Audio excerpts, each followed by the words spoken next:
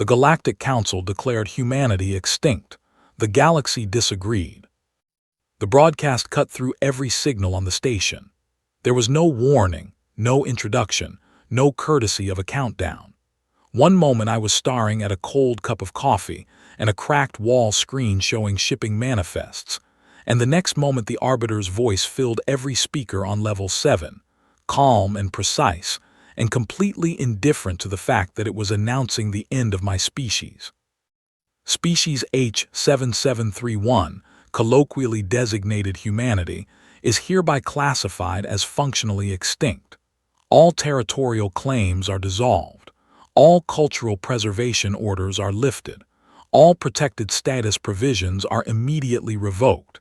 The Galactic Council thanks the attending delegates for their efficiency. That was it, 43 words. No pause, no moment of silence. I sat very still. Around me, the cargo bay continued its usual noise. Forklifts hummed. Crates shifted. 2 Vreth dock workers argued over a broken seal on a refrigeration unit 3 rows down. None of them were human. None of them looked up. My name is Aaron Voss. I am 34 years old. I was, until approximately 90 seconds ago, the last registered human diplomatic attaché operating in Galactic Council jurisdiction. I say was because the moment the Arbiter finished speaking, my credentials became legally meaningless. My identification chip still worked. My body still functioned. But according to every system that the Galactic Council controlled, I belonged to a species that no longer existed. I picked up my coffee cup, put it down, picked it up again. The screen on the wall switched back to shipping manifests. I had known this was coming. That is the honest truth, and I want to be clear about it from the beginning, because the story of what happened next only makes sense if you understand that I was not surprised. I was furious. I was heartbroken. I was so tired my hands were shaking, but I was not surprised. The culling vote had been moving through council chambers for 11 months. We had filed objections. We had submitted evidence. We had called in every favor that 30 years of human diplomatic presence in this galaxy had built up. The council had listened politely, thanked us for our input, and voted anyway. The culling mechanism was old. It had been used 4 times before humanity, always against species that were already nearly gone, species with no ships left, no population centers, no ability to resist. The council's reasoning was always the same. Better to formalize extinction than to leave an unclear legal status creating complications in territorial maps. Clean lines. Efficient governance. What made humanity different was that we were not nearly gone. We had seen it coming early enough. 14 months before the vote, human governments, what remained of them after decades of slow council pressure, had started the scatter. 30 million people. Colony ships, cargo freighters, refitted passenger liners, anything that could move and carry people and stay off the main transit corridors. We sent them in every direction. Small groups, quiet settlements.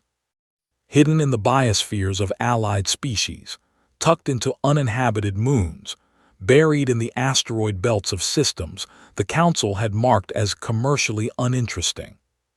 I had helped plan the scatter. I had sat in rooms with exhausted people and argued over maps and resources and which species could be trusted and which routes were safe.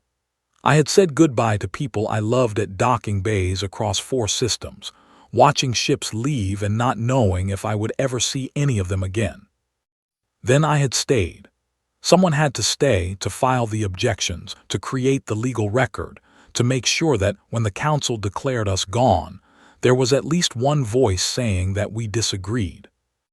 Now the vote was done, and I was sitting in a cargo bay on a Vreth trading station with a cold cup of coffee and absolutely no legal standing.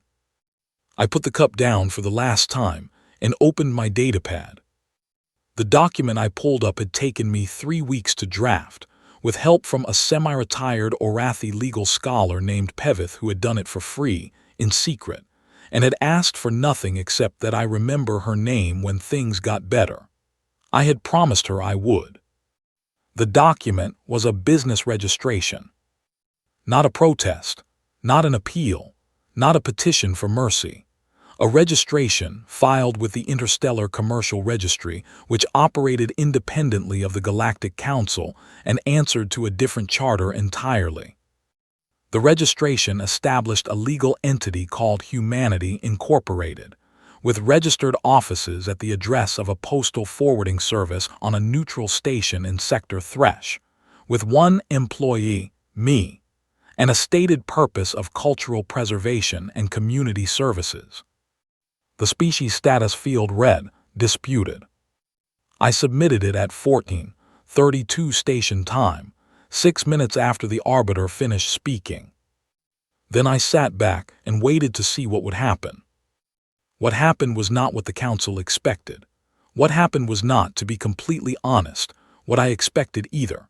I had hoped. I had planned. I had built the architecture of a response as carefully as I could with the resources available to me, which were modest.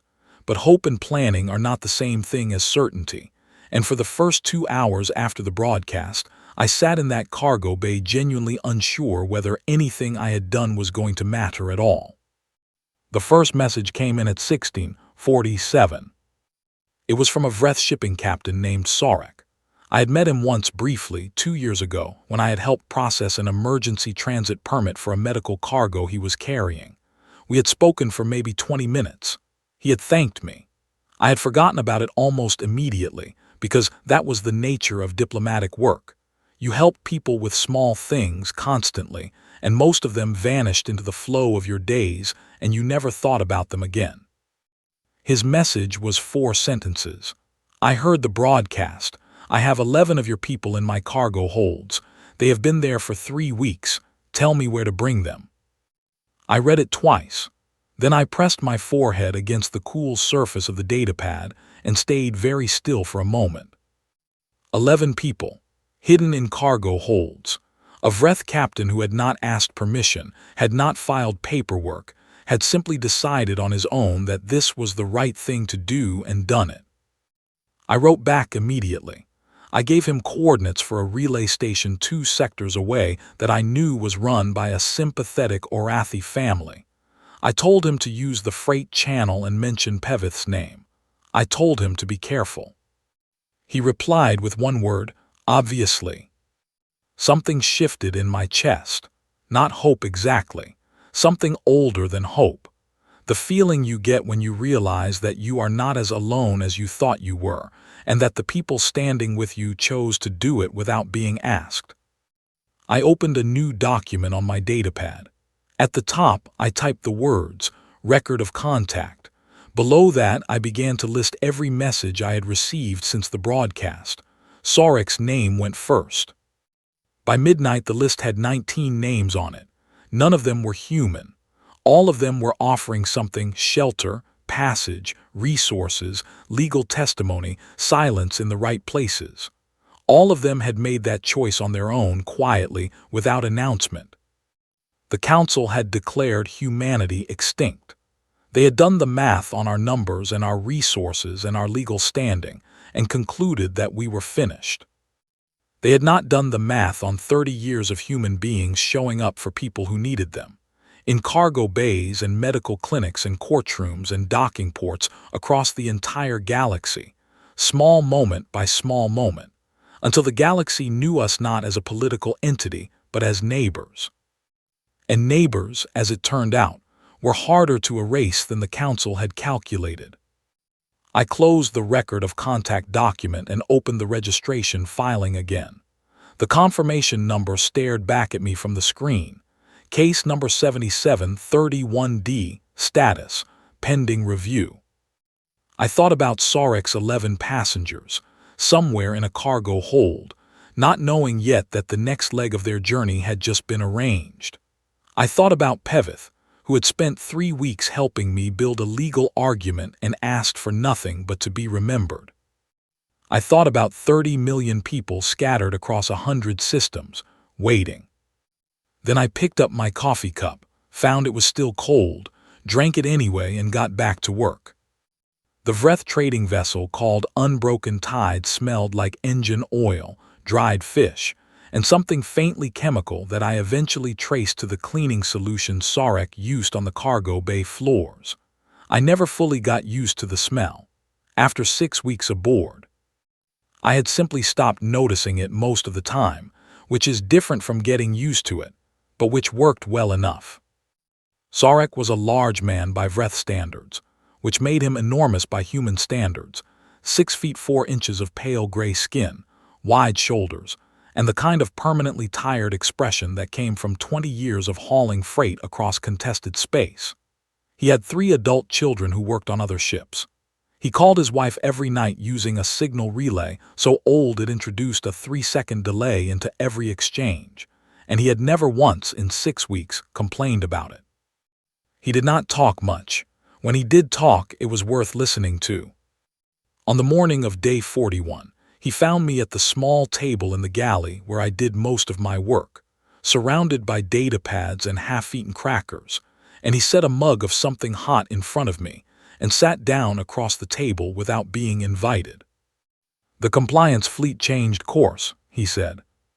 I looked up when. Hour ago, they were heading for the Orathi border cluster. Now they're going towards Sector 8. Sector 8 was where 3 of our hidden settlements were located.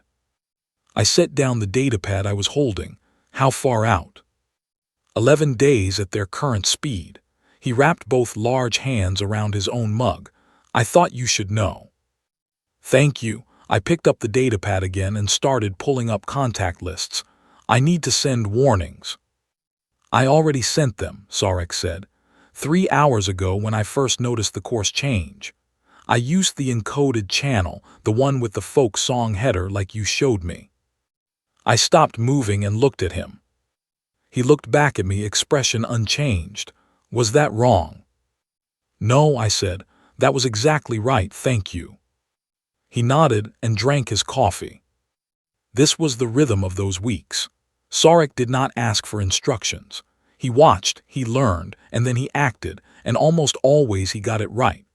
I had started to think of him as something between a colleague and a force of nature, present, reliable, impossible to argue with, and fundamentally on my side in a way that he had never explained and I had never questioned. The 11 passengers he had been carrying when we first connected were long since safely placed. They were living in a small Orathi agricultural settlement, contributing labor and medical knowledge in exchange for shelter and false identification papers. The Orathi family that ran the settlement, a matriarch named Callist and her extended network of daughters, sons, and cousins, had accepted them without ceremony, and with the brisk efficiency of people who had already decided this was the correct thing to do. Callist herself had met me over a video link, examined me for approximately 4 seconds and said, "You look tired. Eat more protein. Now, what else do you need?" I had given her a list. She had provided everything on it within a week. She was not sentimental about it. That was the thing that struck me most about Callist, and about many of the others who helped us in those weeks.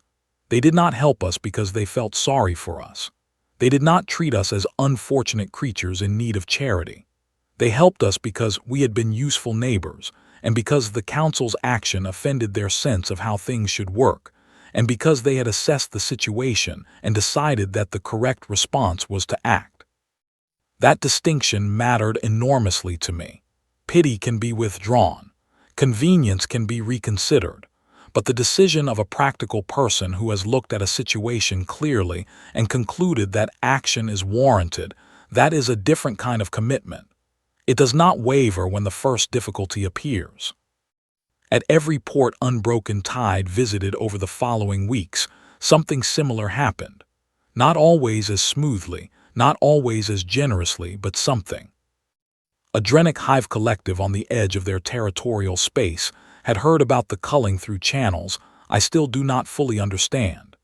The Drenic share information across their collective in ways that no individual Drenic can clearly explain, and they had reached a consensus decision, without any contact from me, to shelter a group of 212 humans inside one of their biosphere settlements. When I finally made contact with their designated speaker, He told me the decision had been unanimous. "We understood the situation correctly," he said, in the flat, careful way that Drenic speakers always talked when translating for the whole. "Humans are being removed from legal recognition because the Council finds them inconvenient." "That is one way to put it," I said. "Then we disagree with the Council," the speaker said. "The humans staying here have 3 doctors, 2 engineers, and a person who teaches children. These are not inconvenient things. These are useful things. We will keep them." I did not know what to say to that. I thanked him. He said that thanks were not necessary and that if I had any more humans in need of placement, I should contact them again. I added the Drenic hive to my list. The list had grown to 63 names by then. Species, individuals, organizations, all of them providing something, all of them doing it quietly, all of them at some level of risk. The Council had not yet begun actively pursuing species that were found to be harboring human refugees, but the legal framework for doing so existed, and everyone on my list knew it. None of them had withdrawn. On a station called Veth Minor, I met a young Orathi shipping clerk named Dariz who had been forging identification chips for human refugees on his own initiative, using equipment he had borrowed from the station's maintenance department. He had been doing it for 6 weeks before I arrived. He had helped 41 people get new papers. When I found out what he was doing, I sat with him in a small service room behind the station's loading dock, and I asked him why. He thought about it carefully. "There was a human family," he said, "on this station 3 years ago. Their ship had an engine failure and they were stranded for 8 weeks waiting for parts. During those 8 weeks, the human woman, the mother, helped my sister's daughter, who was sick, find the correct medicine and the correct dosage and the correct procedure for taking it. My sister did not speak much of the common language. The human woman did not speak Orathi. They managed anyway." He paused. "When I heard the broadcast, I thought they would do it for us, so I will do it for them." The logic was so straightforward that it was almost startling. It was not a grand ethical calculation. It was not a statement about galactic justice. It was the reasoning of a person who had seen human decency up close, once, in a small and practical way, and who had simply decided that this was how people were supposed to treat each other. I did not tell him to stop forging the identification chips. I told him to be careful and gave him a safer method and a more secure supply chain for the materials he needed. At a port called Threthai Station, I met a Keth soldier named Garen who was traveling on medical leave and had stopped to resupply. Keth soldiers were large, heavily built beings with a reputation for toughness that was entirely deserved. They were a warrior culture, proud and formal, and not known for expressing their feelings about anything. Garen had the bearing of a senior officer and the kind of face that had seen a great deal, and decided not to be upset about most of it. He walked past me twice before he stopped, looked at me with the particular intensity that meant a Keth was making a decision, and said, "You are human." It was not a question. I said yes. He pulled up the left sleeve of his traveling coat. Where his lower arm should have been, there was a prosthetic, gray and functional, and clearly human in its design, with the small manufacturer's stamp of a medical company that had operated out of a human colony in Sector 4. The colony that was now officially deleted from the registry. "A human field medic," Garen said. 7 years ago, I had lost the arm. She rebuilt it in a field station with materials meant for something else. She worked for 14 hours. He paused. "I never learned her name. She was already treating someone else when I tried to ask." I did not know what to say, so I said nothing. "I heard the broadcast," Garen said. "I wanted you to know that I consider the Council's decision to be incorrect." He pulled his sleeve back down. "If there is anything a private citizen of the Keth sovereignty can do, you should tell me." I gave him a name and a contact method. He nodded, precise and formal, and walked away. I watched him go and thought about the medic who had worked 14 hours and moved on without asking for his name. I thought about how she had almost certainly not considered what she was doing as anything particularly noteworthy. She had seen someone who needed help. She had helped. She had moved on to the next person who needed help. That was the job. And 7 years later, a Keth soldier in a port called HFY Station was pulling up his sleeve and telling a stranger that he considered the decision to erase her species to be incorrect. That was how it worked. Not speeches, not grand gestures. A field medic who had worked for 14 hours and moved on without asking for anything. A captain who had hidden 11 people in his cargo hold because it seemed like the right thing to do. An old scholar who had spent 3 weeks writing legal documents because she wanted things to be better and had asked only to be remembered. A shipping clerk who forged identification papers because a human woman had once helped his niece find the right medicine. The council had built their case on a simple calculation. Humanity had no homeworld, no army, no government, no legal standing. Without those things, they were nothing, a ghost species, a footnote. What the council had not calculated was this. For 30 years, humans had been everywhere. Not as conquerors, not as rulers, as neighbors, as the medic who worked 14 hours, as the diplomat who pushed through a transit permit so a cargo of medicine could reach sick children, as the engineer who stayed an extra month to make sure the water filtration system was working correctly, as the teacher, the builder, the person who sat with you when things were bad and got up early the next morning and kept going. You cannot declare neighbors extinct and expect the street to simply accept it. On day 47, I received a signal on the encoded folk song channel. It was not a response to anything I had sent. It originated from a frequency I did not recognize, and it carried with it a location code for a small station near the edge of Vreth space. The message itself was simple. 42 human settlements had heard the original broadcast. All 42 were still operational. All 42 were waiting for instructions. They were not falling apart. They were living, working, teaching their children, tending their gardens, doing the 1,000 ordinary things that people do when they are determined to continue existing. I read the message 3 times. Then I walked to the front of the ship and knocked on the door of the navigation room where Sarek was reviewing charts. "I need to go to Sector Thresh," I said.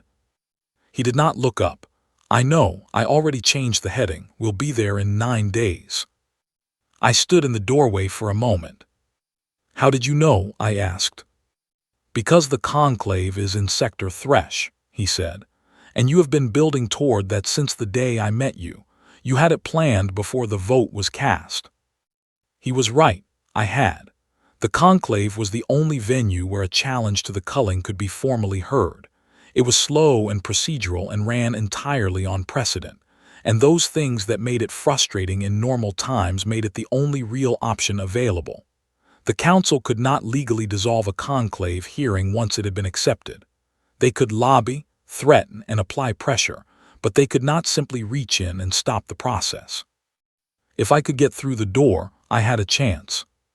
42 settlements, 63 allies, 1 exhausted human with a datapad full of evidence, and a legal filing that the Interstellar Commercial Registry had not yet found a reason to reject. 9 days, I said. 9 days, Sarek confirmed. I went back to my table and my crackers and my datapads, and I kept working. The conclave station at Sector Thresh was built on a scale that made you feel small on purpose. The architects had done it deliberately. High ceilings, wide corridors, massive viewing windows looking out into open space. The idea was that any species entering to make a claim would be reminded of how large the universe was and how reasonable it was to resolve disputes peacefully within it.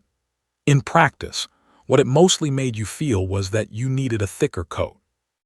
I had been inside for 6 hours before my hearing date was officially confirmed, and in those 6 hours I had drunk 4 cups of bad coffee, filed 11 supporting documents, corrected 3 administrative errors that would have delayed proceedings by 2 weeks, and argued politely but firmly with a registration clerk who seemed personally offended that a human had arrived to make a formal challenge.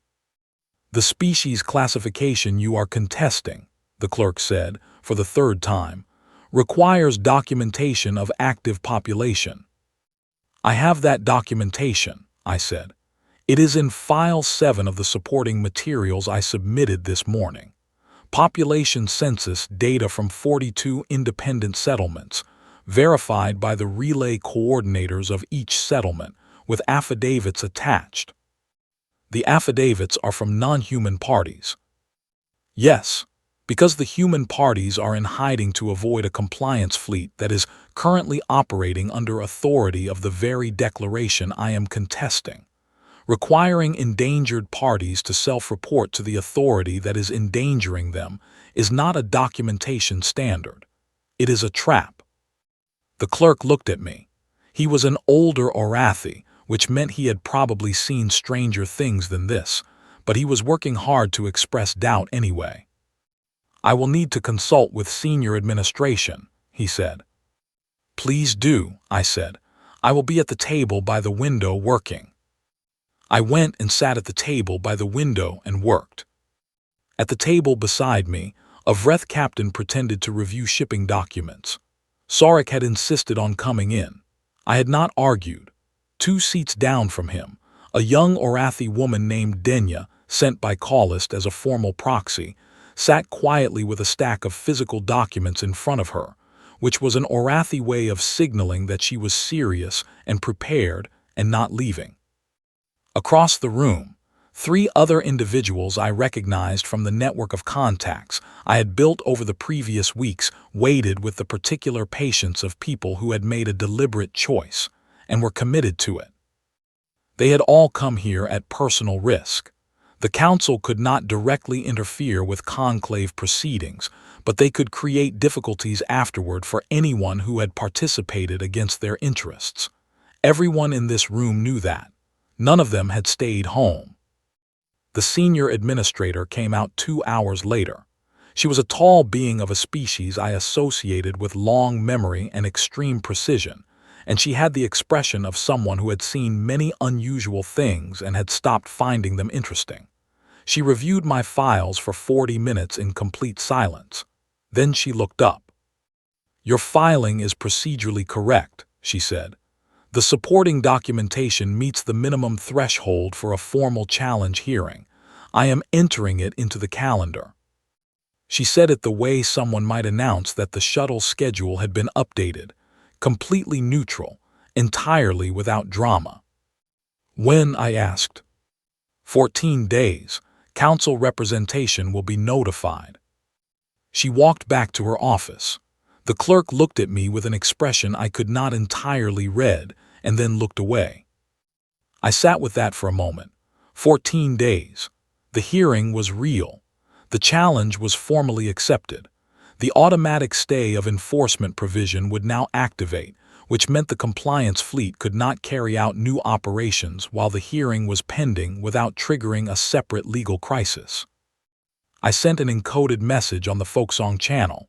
2 words, 14 days. The responses came back over the next 3 hours. Brief, careful, full of the restrained feeling of people who were trying not to get too hopeful too quickly. 42 settlements, sending back the same 2 words in acknowledgement. The hearing itself was held in a chamber that seated 300 and was about 2/3 full when I walked in. I had expected fewer. The council's advocate was a Velith named Suron, smooth and precise, with the manner of someone who had won many hearings and knew it. He looked at me once as I took my seat, assessed me completely in about 2 seconds, and then looked away with the slight relaxation of someone who had decided this was not going to be difficult. I had noticed that particular look many times in my career. It was never accurate, but it was useful. It meant people underestimated me, and that was always an advantage. Sarek was in the gallery. Denya was in the gallery. The Orathi matriarch Callist appeared on a live video link from her settlement, having apparently decided that attending remotely was not sufficient, and that she would sit visibly connected for the entire duration. A Drenic collective speaker occupied a seat in the back, surrounded by 3 assistants who were all parts of the same hive mind, which I suspected the conclave seating rules did not entirely accommodate, but which nobody had raised an objection to. The Keth soldier Garen sat in the second row of the gallery in civilian clothes, with his left sleeve buttoned down to the wrist. He had no official role. He had simply come, because coming was what he could do, and he was the sort of person who did what he could. The hearing opened. The presiding magistrate, a quiet, very old being whom I associated with long memory and extreme precision, read the parameters of the challenge. I stood and began.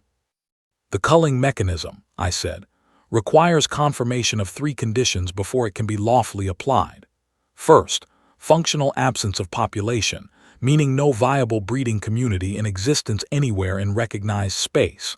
Second, absence of cultural continuity, meaning no active transmission of the species' language, tradition, or knowledge. Third, absence of external recognition, meaning no other species formally acknowledges the contested species as existent. I paused to let that settle. I am going to demonstrate, with documentation this panel has already received, that none of these 3 conditions are met.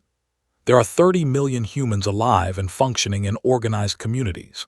The human language is actively spoken. Human medicine is actively practiced. Human traditions are actively maintained. And I have brought testimony, sworn, formal, legally binding testimony, from representatives of 14 species who formally recognize humanity's continued existence. The conclave chamber was quiet. Sauron, the council's advocate, did not move, but I saw the slight adjustment in his posture that meant he was recalculating. I will take these in order, I said, and opened my first file. The next 4 hours were the most demanding of my career. Sauron was skilled and experienced, and he pushed back on everything: the methodology of the census, the chain of verification for the affidavits, the legal standing of each witness. He was trying to find a crack, any crack, in the documentation. I had spent 11 months anticipating every crack he might look for and filling it in advance, and for 4 hours we went back and forth across every page of evidence I had built. When he questioned the census methodology, I had an independent statistical analysis from an Orathi academic institution. When he questioned the witness affidavits, I had the original signed documents with 3 independent verification seals. When he argued that cultural continuity required a formal institution rather than informal practice, I had 6 hours of recordings showing human teachers teaching human children in 6 different settlements, with dates and locations and witness corroboration. It was not exciting, the way that legal proceedings never are, but the gallery was very still and very attentive, and the presiding magistrate asked precise, careful questions that told me she was following every thread. At the end of 4 hours, the magistrate called a recess. In the corridor outside, Sarek appeared at my shoulder with a container of water and the expression of someone trying not to look concerned. "How is it going?" he asked. "Correctly," I said. "Sauron has not found anything to use. That does not mean he is done looking." "What does he have left?" I drank the water. "He is going to try the character argument. He will show the panel evidence of human history, conflicts, failures, the things that were used to justify the culling in the first place. He will try to reframe the question from whether we exist to whether we deserve to." Sarek was quiet for a moment. "And what will you say?" "I have not decided yet," I said honestly, "but I have an idea." The second session opened with exactly what I had predicted. Sauron submitted a structured presentation of historical human events, periods of conflict and difficult governance. He did it with great care, with precision, with no evident hostility, just the presentation of evidence, just the building of a case. The argument was elegant. Humanity's history demonstrated a pattern of behavior that posed ongoing risks to galactic stability.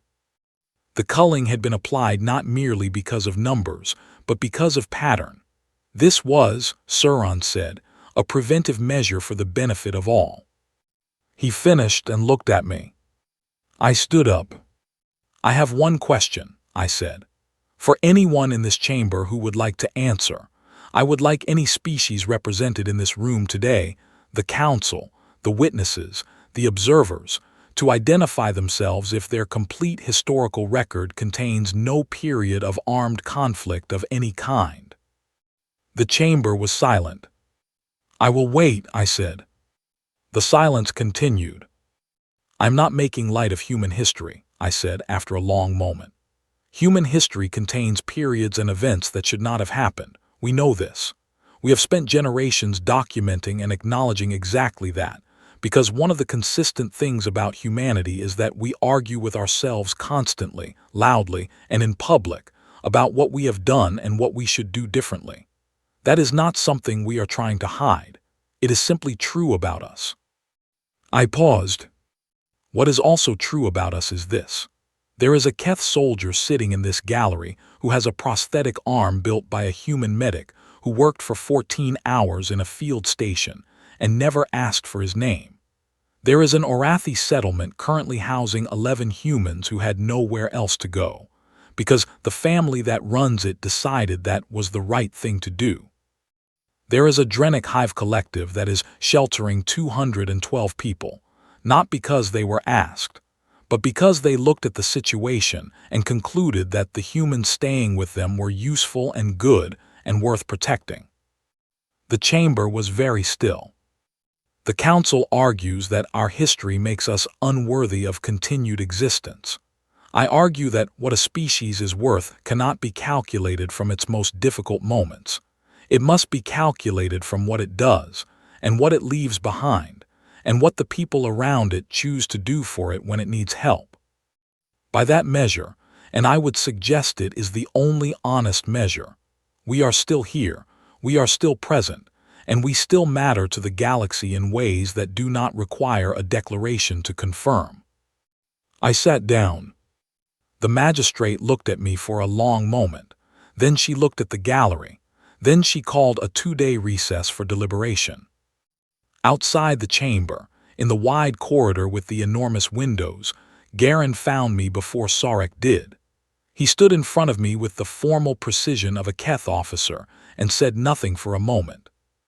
"That was well done," he said finally. "Thank you," I said. He nodded once and walked away. I watched him go, and I thought about the medic who had worked 14 hours and moved on without asking for his name, and I thought that she would probably have found the entire proceeding exhausting and would have been glad it was someone else's job. Then the council's legal team filed a motion to dissolve the conclave jurisdiction entirely, and everything changed. The motion landed in the conclave's administrative system at 23:14 on the first night of deliberation, time to arrive when most of the administrative staff would be off duty and response would be slow. It was a precise, carefully constructed filing, and the argument it made was clear. The challenge I had submitted fell outside the conclave's jurisdictional scope because humanity, having been formally classified as non-existent, lacked the legal standing to file a challenge in the first place. You could not contest an extinction order if you were legally extinct. The conclave's acceptance of the filing had therefore been an administrative error. The filing requested an immediate suspension of deliberation pending jurisdictional review, which under conclave rules would trigger a secondary panel process that could take months. I read it at 06:30 the next morning in the same galley on unbroken tide where I had spent most of the previous 6 weeks, and I sat with it for a long time. It was not a bad argument. In fact, it was a very good argument because it targeted exactly the thing that had always been the weakness in my position, the circular problem of standing. The council had taken my legal existence away. Now they were using the absence of that existence to close the door I had opened. The logic was airtight in the same way that a locked room is airtight. Nothing gets out. Sarek appeared, set coffee in front of me, and read the filing over my shoulder in silence. "They are afraid," he said. No, I said, they are efficient. This is what efficient power looks like when it decides to close a gap. What is the difference? I thought about it. Afraid people make mistakes. Efficient people doing this kind of thing do not make mistakes. They do not need to. They have enough weight to simply press down until the problem goes away. Sorek sat down across from me. What do you do with a problem that is pressing down on you? You find something to press back with, I said. The motion had been timed specifically. I understood that. The council's legal team were professionals, and professionals do not file important documents at 23:14 by accident. They had calculated that a filing at that hour would catch the conclave staff at reduced capacity, that it would take 12 to 18 hours for anyone in authority to review it properly, and that in those 12 to 18 hours, they could generate secondary filings that would begin to build the record in their favor before anyone had fully woken up to what was happening. I had been awake since 05:00. I had spent that hour reviewing every conclave procedural rule I had memorized over the previous year, looking for the specific clause that I needed. I found it in Section 12 of the conclave's jurisdictional charter. A secondary review panel could be petitioned to rule on the validity of a jurisdictional challenge before any suspension of the primary proceedings took effect, provided the petition was filed within 8 hours of the original motion and was accompanied by documentation demonstrating active harm to the petitioning party resulting from the suspension. The filing deadline was 07:14. I had 44 minutes. I wrote the counterpetition in 38 minutes. It was not my best legal writing. I had produced cleaner arguments with more time, but it did not need to be elegant. It needed to be correct and filed on time, and it needed to include a single key document that made the harm argument unambiguous. The document I attached was a movement report from the compliance fleet, obtained through a monitoring feed that one of my network contacts had been quietly maintaining for 3 months. The report showed the fleet's current heading, its estimated arrival at Sector 8, and a notation that the fleet's orders were contingent on the primary conclave hearing not producing a stay. The moment a suspension was in effect and the stay lifted, the fleet would resume operations. Active harm was not a theoretical concern. It was 11 days away and moving at fleet speed toward 3 hidden settlements containing approximately 14,000 people. I filed the counterpetition at 07:11. The conclave administrator on duty, a different one from the previous day, younger, with the careful attention of someone who had not yet learned to be bored by unusual situations, reviewed it within the hour. She cross-referenced the fleet movement report against the conclave's jurisdictional charter, made 3 calls to senior staff, and issued a holding order at 09:43. All proceedings, including the council's jurisdictional motion, were frozen pending a review of both filings simultaneously by a 3-magistrate emergency panel. An emergency panel, not the standard secondary review. An emergency panel meant the review would take days, not weeks, and it meant that the conclave administration had read the fleet movement report and decided that the situation was urgent enough to warrant faster handling. I sent Sarek a message from my datapad. Emergency panel convened. He replied with a single word that I chose to interpret as approval. The jurisdictional motion would be reviewed by a secondary panel, 3 magistrates who were not involved in the original hearing. The review would normally take 4 to 6 weeks. What I needed was to make the next days so complicated, so visible, so full of ongoing activity, that the council would find the cost of continuing to press higher than the cost of allowing the original hearing to complete. I spent the rest of that morning making contact with every ally I had, not to ask for anything dramatic, to ask each of them to do one specific, legal, public thing. File a formal statement of interest with the conclave administration, noting that they were following the proceedings and considered the outcome relevant to their own species' security. A statement of interest was a minor document. It had no binding legal effect. It simply placed a name on the record. By the end of the day, I had commitments from 26 of my 63 contacts. By the end of the second day, 12 more had joined without being asked. They had seen the others file and reached their own conclusions. 38 species, filing statements of interest in the continued existence of humanity. The secondary panel received those filings on the morning of the third day. By the afternoon of the third day, the Keth sovereignty, one of the three great powers in the galaxy, a military civilization with enormous political weight, released a public statement through its Foreign Relations Office saying that it was monitoring the jurisdictional proceedings with significant interest, and that the outcome of the challenge would inform future Keth relations with Council member states. This was diplomatic language. Translated into plain terms, we are watching, and if you use a procedural trick to erase a species that our soldiers owe a debt to, we will remember it.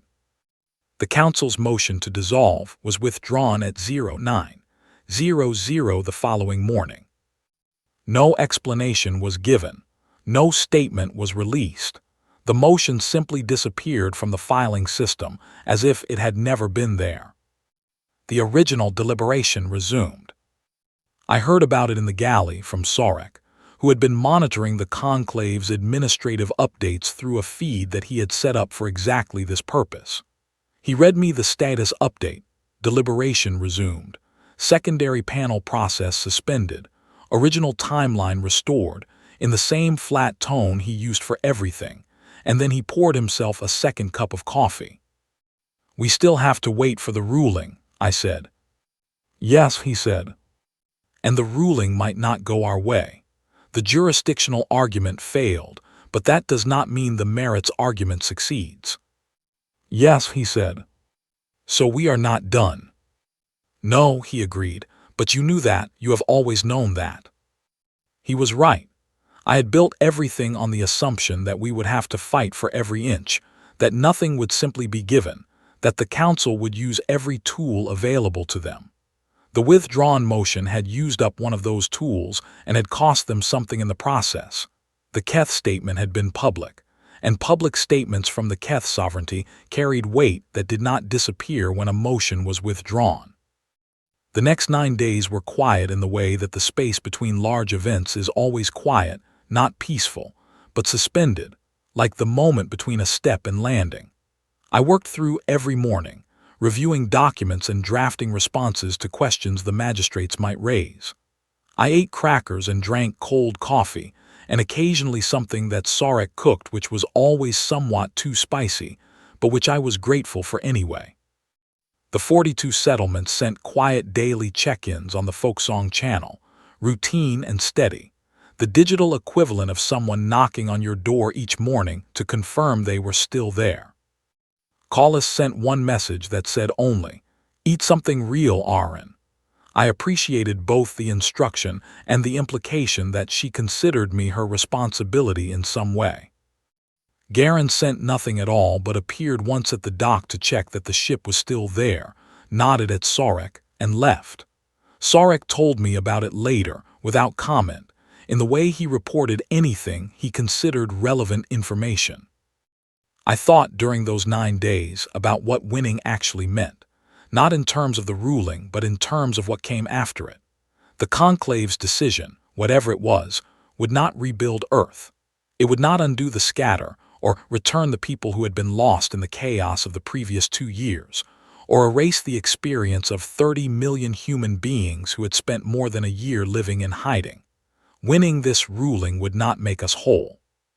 It would make us legal, which was not the same thing, but which was the necessary first step toward anything else. I kept that thought with me, legal first, everything else second. On the 10th day, the magistrate released the ruling.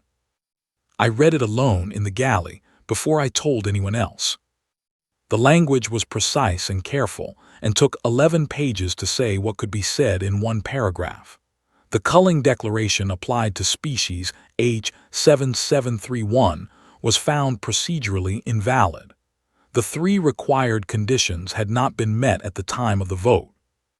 Humanity retained contested species status, with a 6-month window for formal census submission and homeworld claim filing. Contested species status was not full recognition. It was not a homeworld. It was not safety. It was a legal category that meant your existence is acknowledged, your claim is in process. Nobody is allowed to simply delete you while the process continues. It was, in every measurable sense, the minimum possible victory. It was also the most important thing that had happened to humanity in 2 years. I sat with it for a long time, long enough that Sarek came looking for me, found me staring at the screen, and read the ruling over my shoulder without asking permission. He read it twice, then he sat down across from me and was quiet for a while. "Contested," he said finally. "Contested," I agreed. "Not finished." "Not finished. Not by a long way." I set the datapad down. "The Council still has the votes they always had. They still have the compliance fleet. They still have the legal architecture that produced the culling in the first place. What we have is a procedural ruling that says they made a mistake and need to try again with better paperwork if they choose to." Will they? Maybe. Or maybe the Keth statement and the 38 filings and the public visibility of the last 4 weeks have made the cost of trying again look higher than the cost of leaving it alone. I looked at the window at the dark space outside. I do not know, I cannot know. What I know is that tonight, 30 million people are going to receive a message on a folk song channel saying that we are still here, legally, on the record, and that tomorrow we start the next part. Sarek was quiet for another moment. Then, Callist will want to celebrate. Callist will say eat something real, and also we should discuss the census methodology, I said. Probably both, he agreed. I sent the message at 19:00. 2 words the same as always, still here. And then I added a third word which I had not used before. I added it because it was true, and because 30 million people in 42 hidden places deserved to hear it, and because Pevith had asked only to be remembered and I was going to honor that promise by making sure her work meant something. The third word was forward. The responses came back over the next hour. Brief and careful, all of them, the restrained warmth of people who had learned not to celebrate too early, but they were there. All 42, every one. I thought about the arbiter's voice in the cargo bay, 43 words announcing the end of everything, delivered with the indifference of someone reading a shipping manifest. I thought about Sarek's 4 sentences. I heard the broadcast, "I have 11 of your people, tell me where to bring them." I thought about Garen's sleeve, buttoned down to the wrist. I thought about Pevith, who had said only, "Remember my name." "I remember," I said, to no one in particular, to the dark window and the stars beyond it, and the 42 places where people were reading a message on a folk song channel, and feeling something they had not allowed themselves to feel in a very long time. Then I opened a new document, labeled it Census Plan, Draft 1, and started writing. The 6 months that followed the conclave ruling were the most demanding of my life, and I say that as someone who had spent 11 months before it in a state of sustained emergency. The difference was quality, not quantity. Before the ruling, the pressure had been the particular crushing weight of something falling. After the ruling, the pressure was the entirely different weight of something being built.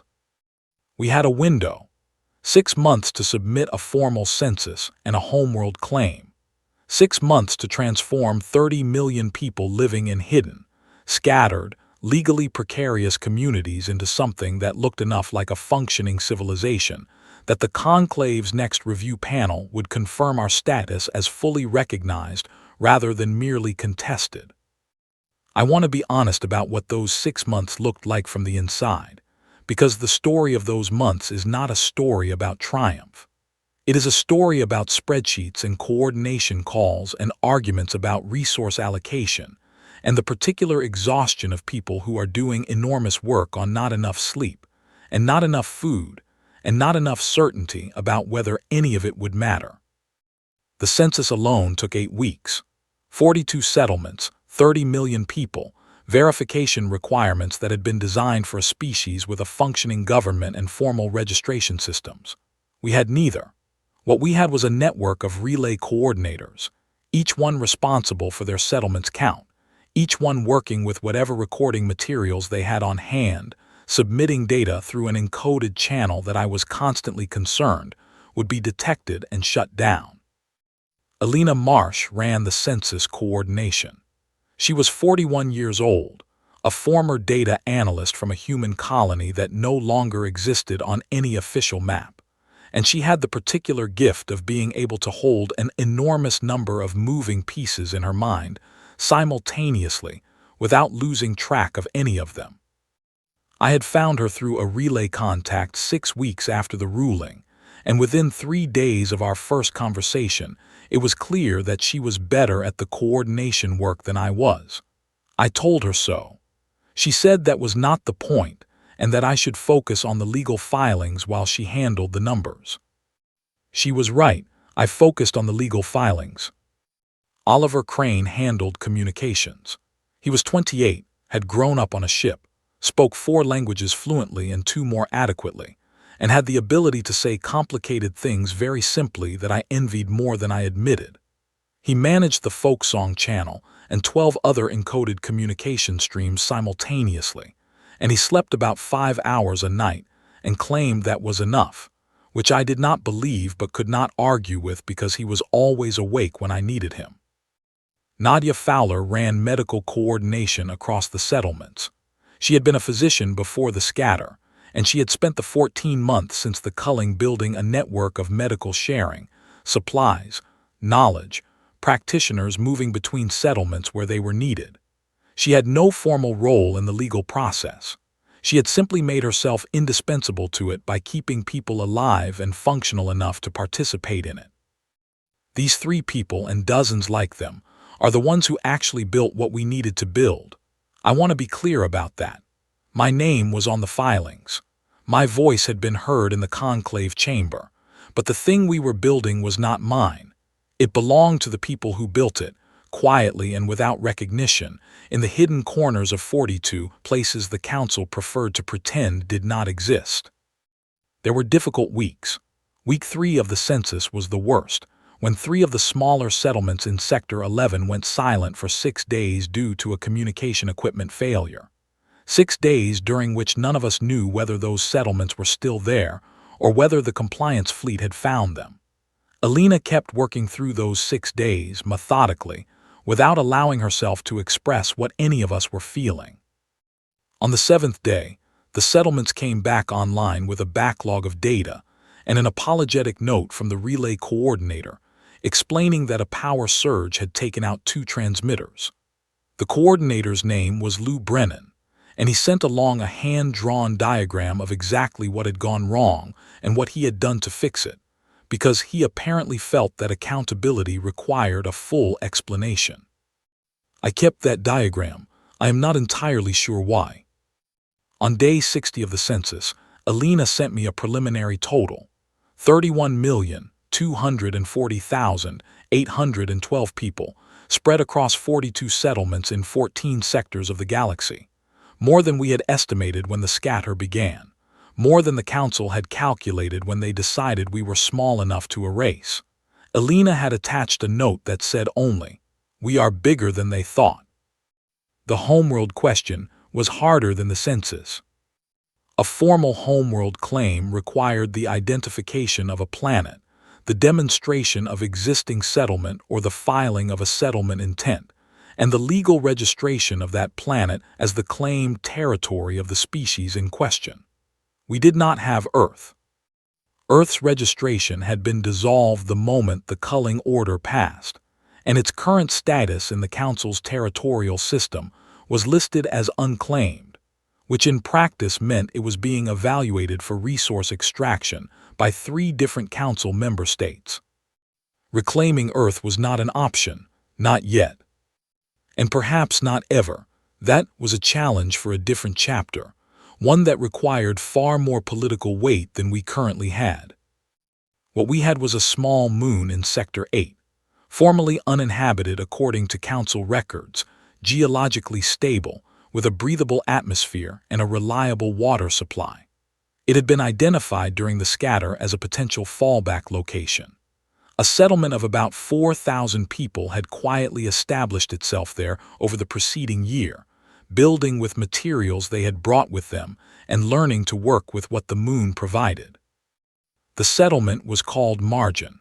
The name had been chosen, someone told me, because they were living on the margins of everything, of the law, of the map, of what the galaxy considered to exist. They had decided to own the word. Filing the homeworld claim for Margin was the most complex single document I had ever prepared. It required survey data, population verification, resource assessment, and a legal argument for why a species classified as contested had the right to file a homeworld claim before their status was fully confirmed. That last part required 30 pages of precedent research and 4 pages of original argument that Pevith helped me write over a series of late-night calls in which she frequently told me I was using too many words and should say things more simply. She was almost always right. I spoke with Pevith more during those 6 months than I had in any previous period. She had officially retired from legal work years before the culling, and she made no secret of the fact that she found retirement deeply boring. Working on what she called the most interesting case in 300 years of conclave history had apparently reinvigorated her considerably. She worked 12 hours a day and always had her research complete before I asked for it. "You should sleep more," she told me, during one late call when I had been awake for 19 hours. "So should you," I said. "It is past midnight at your location." "I am old," she said. "I sleep when I am tired. Right now I am not tired. Now the precedent in the Kelhari case is actually more relevant than you think. Let me explain." She explained for an hour. She was right about the Kelhari case. The claim was submitted on day 167 of the 6-month window, 27 days before the deadline. The remaining 27 days were the most difficult of the entire process, which is saying something. The filing was in. The census was submitted. The evidence was complete. All that remained was to wait for the review panel's determination, and waiting is the worst possible activity for someone who has spent 18 months in motion. I took a room on Margin for those 27 days, because Elena said it was time I saw what we were actually building, and she was right about everything, so I listened to her. Margin was not beautiful in the way that older established worlds are. It was functional and improvised and clearly built by people who were making the best of what they had. The shelters were solid but plain. The agricultural plots were organized with a practicality that had no room for anything decorative. The paths between buildings were hard-packed earth, and when it rained, which it did, regularly, in short, heavy showers, they turned to mud that everyone navigated with the particular resigned competence of people who have decided that mud is simply a feature of their lives. But the children played in the mud without caring about it, and the adults who called out to them as they passed were not strangers to each other. And in the evenings, people gathered in the large central shelter for meals and conversation, and the occasional debate about resource allocation that was always resolved, sometimes slowly, but always resolved. On the 4th day I was there, a girl of about 8 years old approached me with the directness that children have when they have decided something is worth doing. She told me her name was Kara, and that she had heard I was the one who had gone to the conclave, and she wanted to know what the conclave was like. I sat down on a low wall and told her. I tried to make it interesting without making it simpler than it was. She listened with the focused attention of a child who has learned that adults sometimes say important things, and when I finished, she was quiet for a moment. "So we might still be allowed to stay," she said. "We are very likely to be allowed to stay," I said.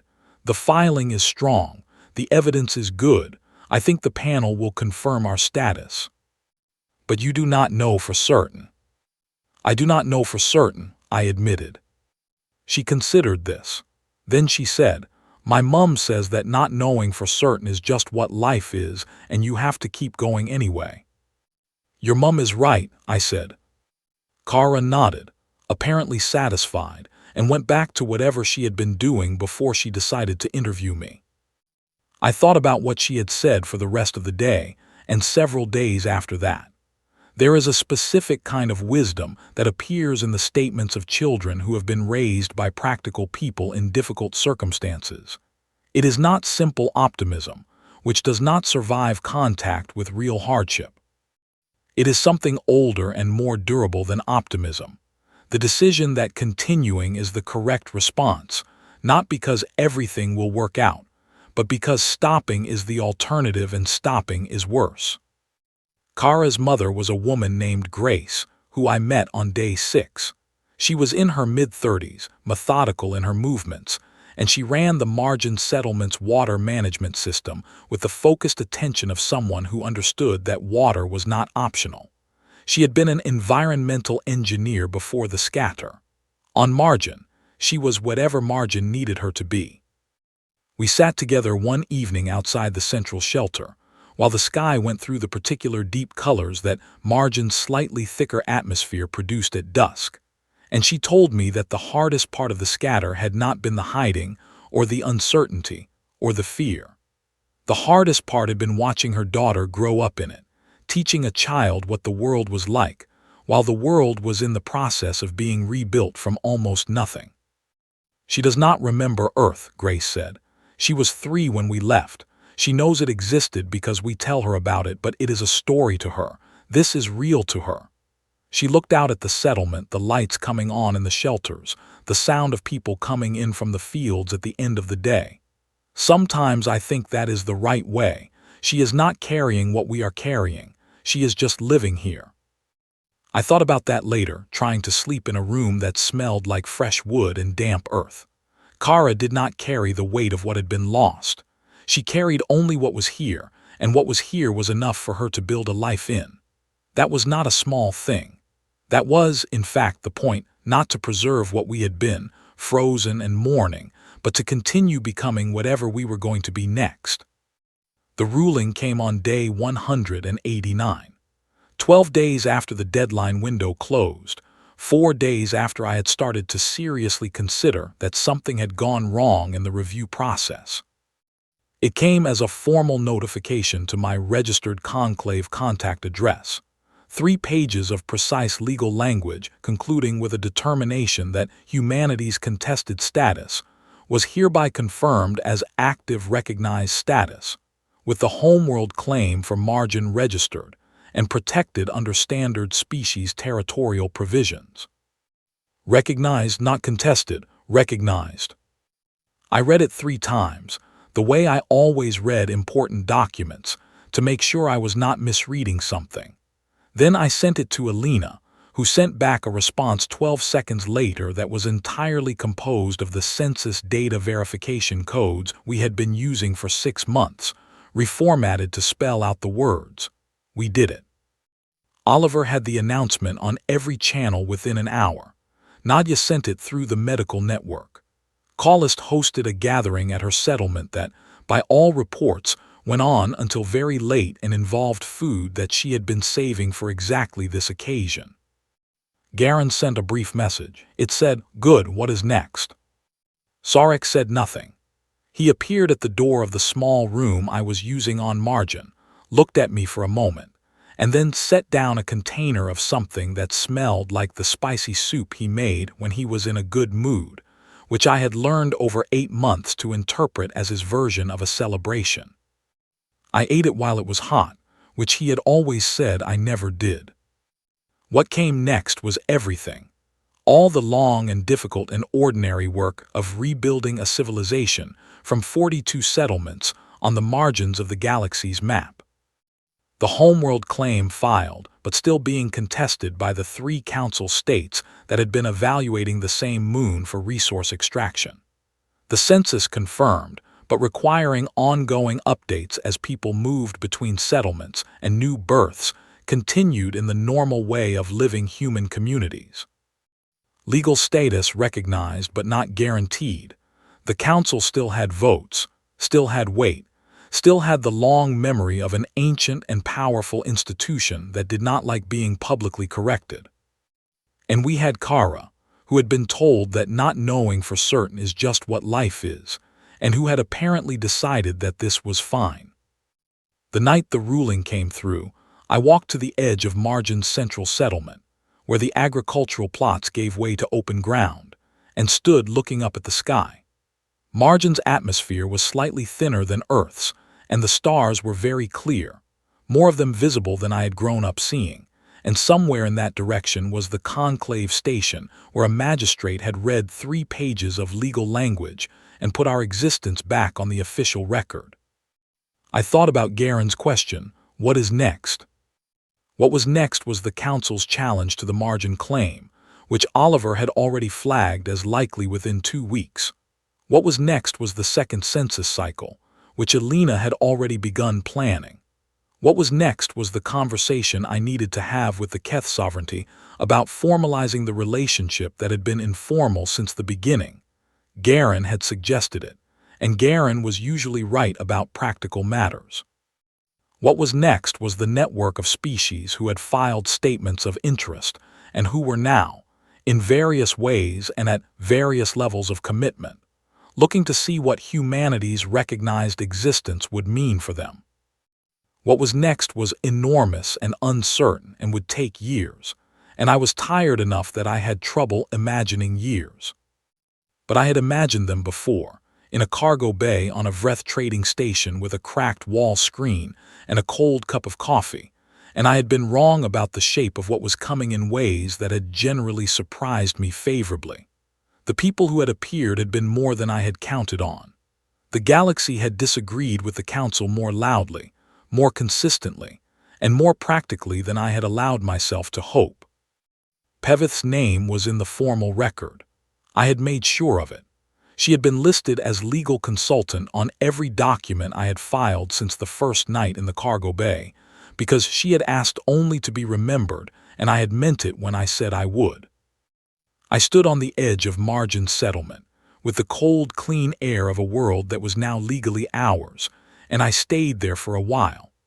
Long enough that the lights in the central shelter went off one by one as people went to sleep, and the settlement settled into the quiet of a community at rest, alive and breathing in the darkness. I thought about 43 words spoken by an arbiter who had moved on to the next item on the agenda before the echo finished. Then I thought about 4 sentences from a captain who had hidden 11 people in a cargo hold. Then I thought about 14 hours in a field station, and a sleeve buttoned down to the wrist, and 38 species filing statements of interest, and Collis saying eat something real, and Oliver encoding messages in folk songs, and Alina counting 31 million people one settlement at a time, and a shipping clerk named Dariz forging identification papers, because a human woman had once helped his niece find the right medicine, and Kara telling me that not knowing for certain is just what life is. The council had done their math. They had looked at our numbers and our resources and our legal standing and concluded that we did not have enough of any of them to survive what they were doing to us. They had been right about the numbers. They had been right about the resources. They had been right about the legal standing. What they had calculated wrong was the galaxy. Not the galaxy as a political structure. The council owned that, and they knew it, and they were correct. The galaxy as a collection of individuals who had, over 30 years of ordinary human presence, formed the particular kind of opinion about us that you form about people you actually know. The Sarek kind of opinion. The callist kind.